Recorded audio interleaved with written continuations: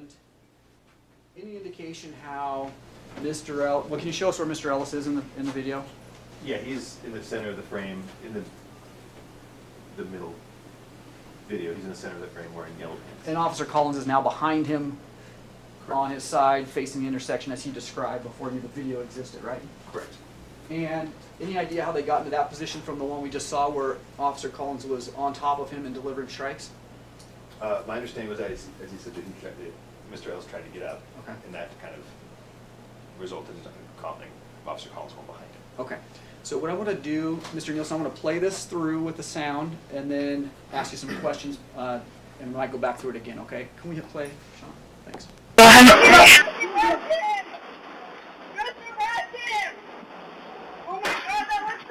Hey, you're on the wrong way! You got kids in the car, you dumbass, you already know. Henry 217? 37. No, 6 majors. Alright, traffic Henry 317 on trouble 96 anywhere, 2622.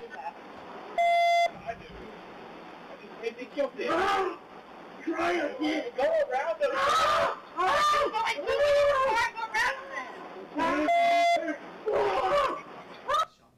Alright, you've seen that before, right, Mr. Nielsen?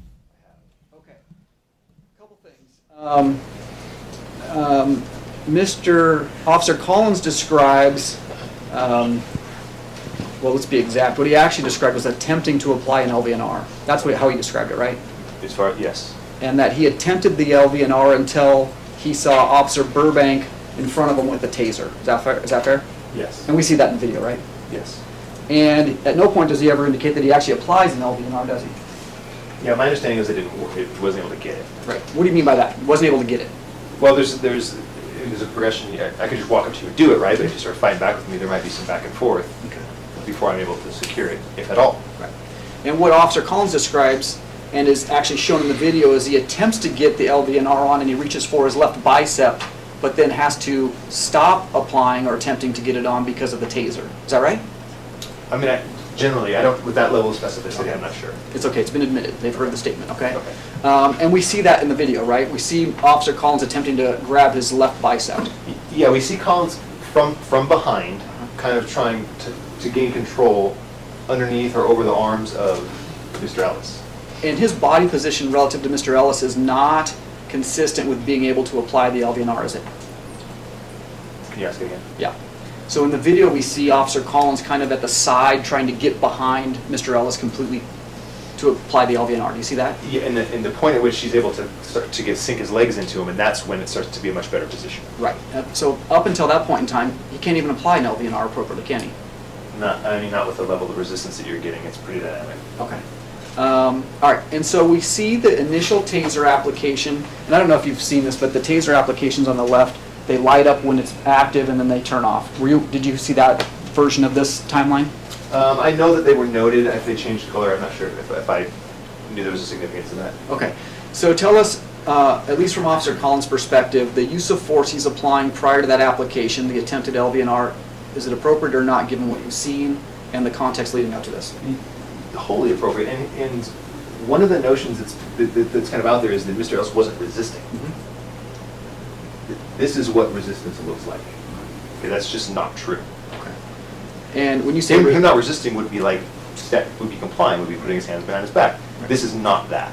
Well, we had Mr. Frederick say that when he put his hands up like this, he was surrendering. Is that what you're seeing in the video? No, I saw that, and again, if we frame that out, that might be a second and a quarter, maybe a full second. Okay. And it's unclear to me whether Officer Burbank, who had the taser, would have even perceived that happening based on where he's aiming the taser. Right. And that's not surrender. Did it appear responsive to maybe Mr. Ellis seeing the taser in front of him? It could. Okay. It could. People, when you draw the taser, I mean, you know, they know it's not pleasant, and right. So sometimes that happens. We see Mr. Ellis after the taser application or during it go like this with his hands. Have you seen that before from people who are being tased? Yeah, so what you have with that is was when the wires come out, and depending on the model of the taser, some of them you get all the wires. And so if you have the 25-foot leads, and I'm standing 6 feet from you, you get 25 feet of wire. So it's all over you. And it hurts too. The taser wires aren't insulated, so that also hurts. And people also know that they can defeat it if they break the wires. If you break the wire, the taser won't work anymore.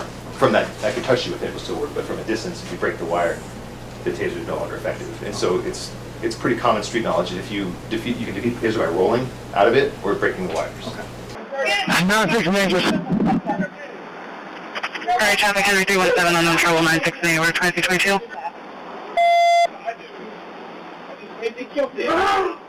Try again. Go around them.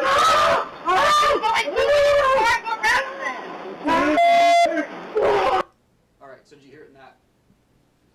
My recollection was earlier in the band, but yeah, you can hear that. So it's after the first taser application, but before the second, right? Yes. Alright, and then we see Mr. Ellis kicking his feet around before the second application. Is that consistent with continued resistance by Mr. Ellis? Definitely. And it was suggested by Ms. Nicolava that maybe that was a result of involuntary muscles responsive to the taser application. Do you agree with that? Not that. No, not that. Okay. No, in my interpretation, he's clearly trying to get away. We talked about hip control earlier. That's a really good example. A lot of his energy is coming from the pivot in his hips, right? And so controlling somebody's hips stops that inertia, that ability to do that. And so when you're grappling with people on the ground, hip and shoulder control is key for that. Because if you just let their hips and shoulders flail, it's going to be much, much more difficult to control. In the same video that we see of Mr. Cowden, at some point you see Officer Collins' right leg go up and over the right hip of Mr. Ellis. Is that what you're talking about, gaining compliance on ground control? Yeah, that's one way of doing it. Probably the most effective, but also probably, like I said, the most complicated. So that is a pretty high degree of what I would consider like ground control. And we see in the video that after the first taser application, Officer Collins pushed Mr. Ellis's head onto the ground and then grab or gain access with the knee to the back and try to gain control of his left arm. Is that consistent with his statement that he made prior to the video becoming public? That looks like the beginning of trying to prone handcuff. Okay. Is where you capture the person's shoulder and try to get their arm up behind. And is that appropriate use of force in this circumstance?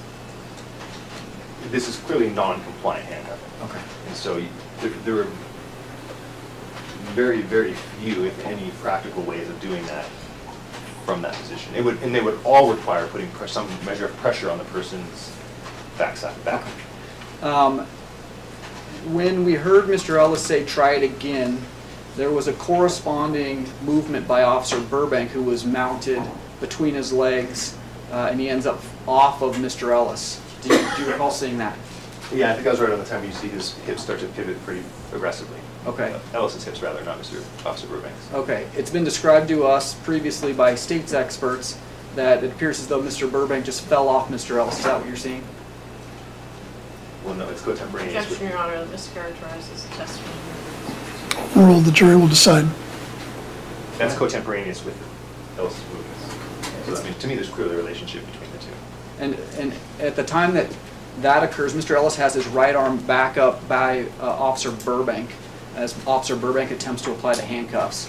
Do you see that as well in the video when that incident occurs or that portion occurs? Yeah, and like I said, that's the point at which you're kind of inching closer toward detaining the person in handcuffs. Okay, all right. Everything we've seen so far, appropriate use of force given everything that led up to this, in your opinion? Yeah, this is a non-compliant handcuffing situation where the person is clearly non-compliant. And Okay. if you take the officer's account, as I have, he was assaulted before that.